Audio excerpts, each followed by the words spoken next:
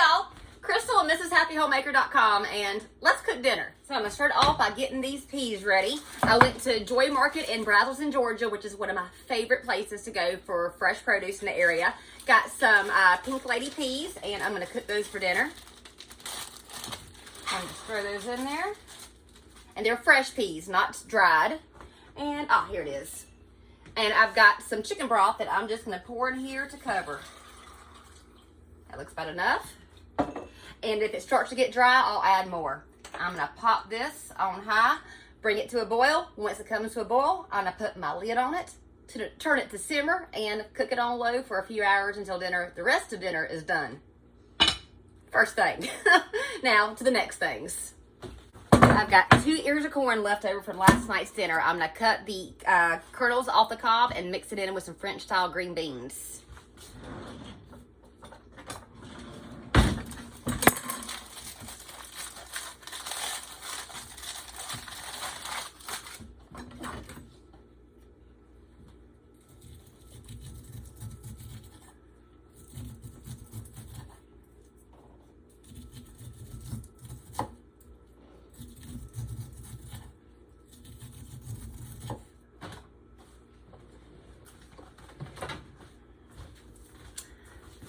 A can of French style green beans, super simple. I'm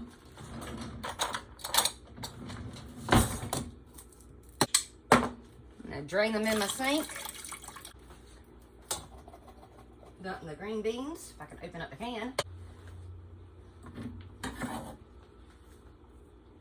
And some chicken broth. I'm gonna put this on low and cover that up. My camera turned off when I put a half an onion diced inside of here and some salt and pepper, so that's already in there. Oh, I almost forgot to tell you what I'm making.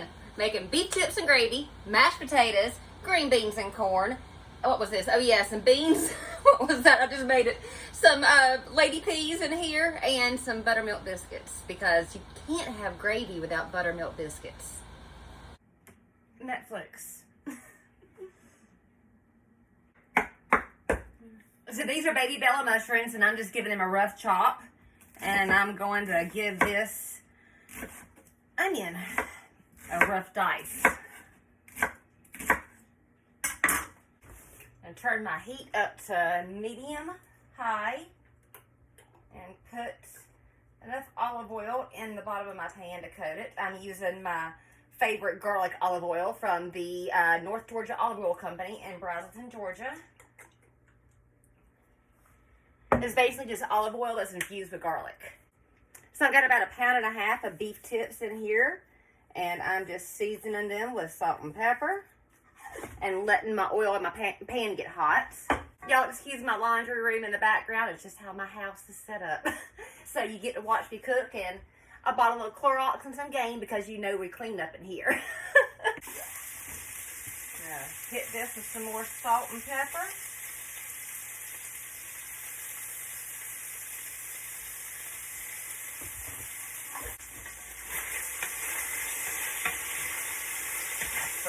Nicely. And I'm not looking to cook it all the way through. I'm looking to give each side color.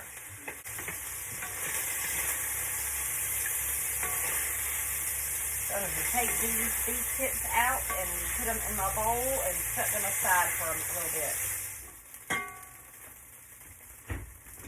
Take all these onions and mushrooms that I chopped up and add them to my skillet.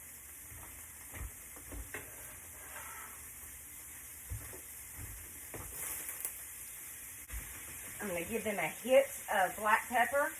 I'm not going to season them with salt yet because salt dries out the moisture, and I do not want to have dry mushrooms. And I need a little bit more oil in my pan. Again, using my garlic olive oil that I get from North Georgia Olive Oil Company out in Brazelton, Georgia. Y'all, I use it so much that I literally buy it by the vat and refill my bottles.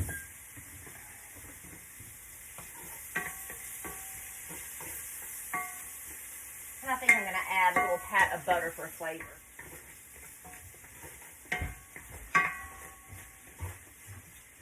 I'm just gonna let that cook and sweat down. I should probably turn my heat back on, huh? That might help the situation some. So I'm gonna turn my heat back on at the medium, and then I'm going to cook these and let them sweat out until they're nice and tender. And the onions are translucent.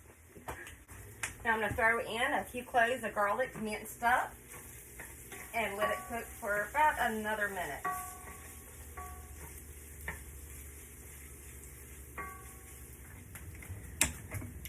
So to this pan, I'm going to add in a 14.5 ounce can of low sodium beef broth.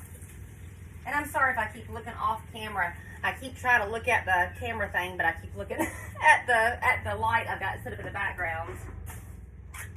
And now I'm going to add in one 10.5 ounce can of French onion soup. Campbell's makes this, so you can find it with your other canned soups in the grocery store.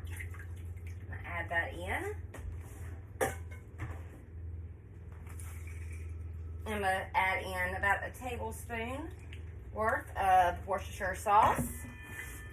And I'm going to add about a teaspoon worth of onion powder and a teaspoon worth of garlic powder and a half a teaspoon of paprika.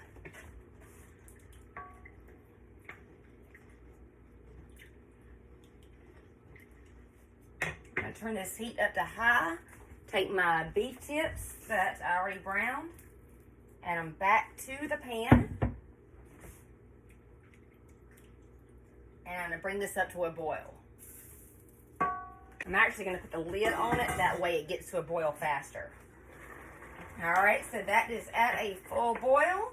I'm going to turn this heat down to low, put my lid back on it, and let this cook on low for about an hour and a half to 2 hours. Okay, now I'm going to start peeling these potatoes for some mashed potatoes.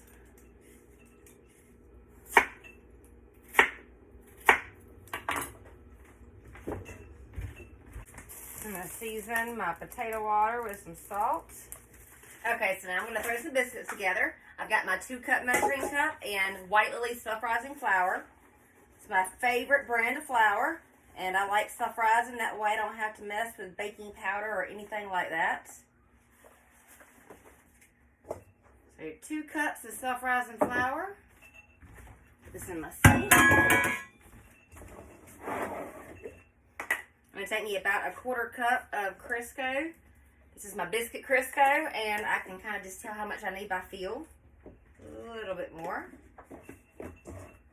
And you'll just want to knead that Crisco vegetable shortening into your flour. Just break it apart with your fingers like this. And keep doing that and breaking it apart until your Crisco mixture resembles, your Crisco flour mixture resembles small peas. Just kind of doing this motion with your fingers. Now I'm going to take buttermilk. It's important that you use full fat buttermilk. You can use milk too in a pinch. You can make milk biscuits all day long. They will taste almost as good as buttermilk biscuits. Buttermilk makes the biscuits fluffier and more melt in your mouth and richer. And I'm using 3/4 cup of buttermilk. And if that seems to be a little bit dry after you mix it in, then add a quarter cup more. Or a wooden spoon, and mix that up.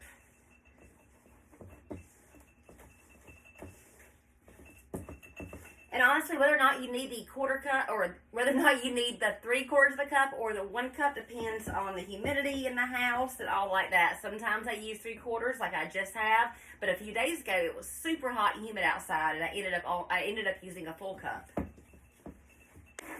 All right, I'm gonna set this aside. Move my tomato and my lemon over there. My countertop is clean, and I'm just gonna dust some of this flour on top.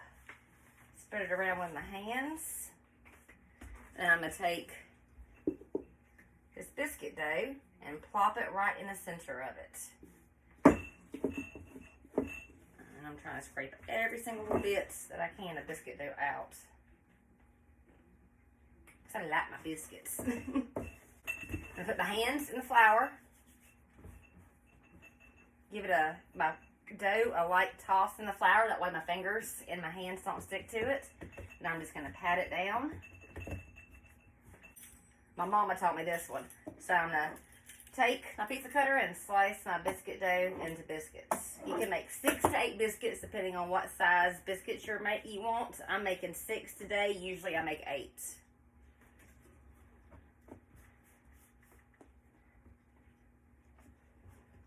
And so you can totally leave them square. I just give them a quick twirl with my hands. And some of y'all say, well, Crystal, why don't you use a biscuit cutter? Well, Mama taught me the pizza cutter method, and she said that you do that because the less you handle the dough, the more tender your biscuit is. And when you do the biscuit cutter, you have to do the biscuit cutter, and then you fold it, press it down again, do the biscuit cutter, fold it, press it down, and by the time you get to the last biscuits, those are more tough. So these come out all being nice and tender.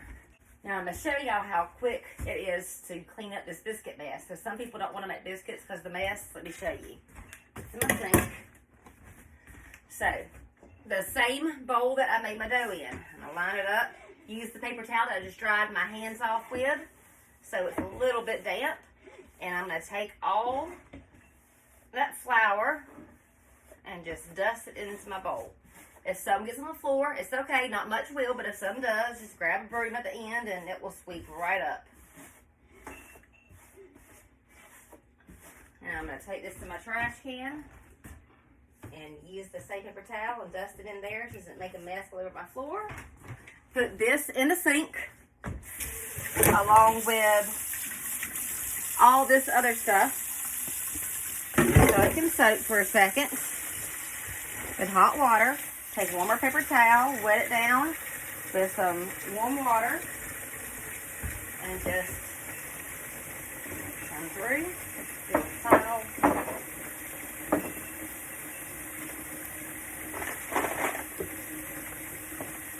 wash down. I'm going to pour this melted butter on top of my biscuits.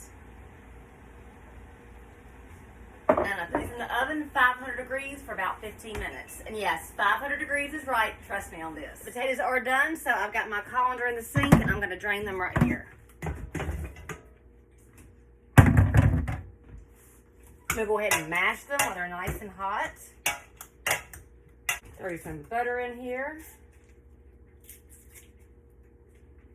And hopefully not any of the paper. I'm going to season this with some Jane's Crazy Salts.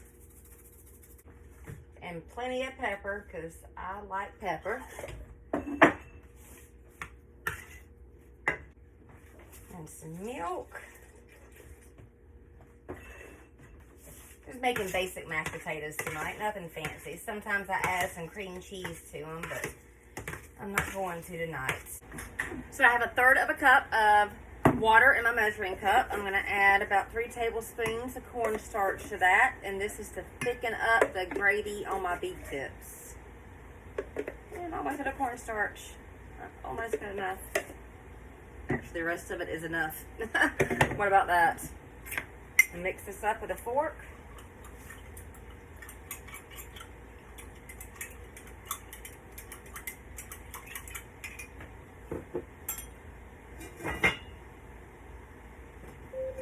Alexa, stop. So I've got my cornstarch water. I'm just going to slowly pour this in while stirring it.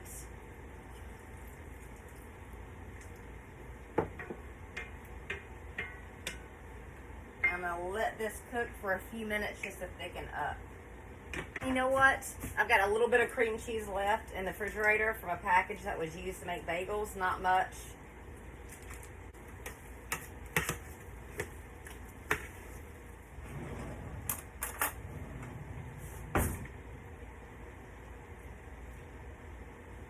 Those are good.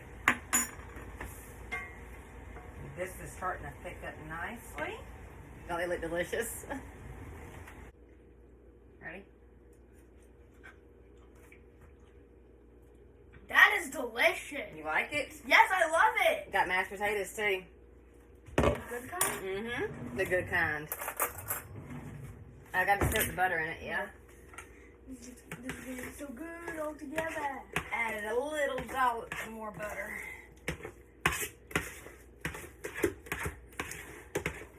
Those are delicious. I'm gonna have it. Can I have all of them? No, you can't have all of them. No, I'm sad. You can have a big portion of them, though. Mm. Mashed potatoes. Oh.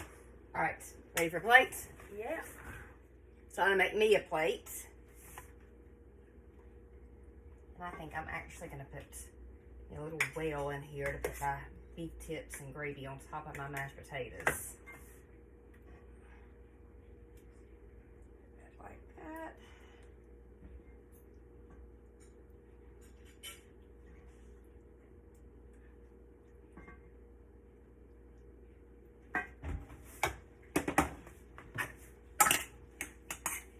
Some green beans and corn. And some peas. And a biscuit. So that's what's for dinner tonight. Beef tips and gravy over mashed potatoes, green beans and corn, fresh peas, and buttermilk biscuits. Y'all have a good night.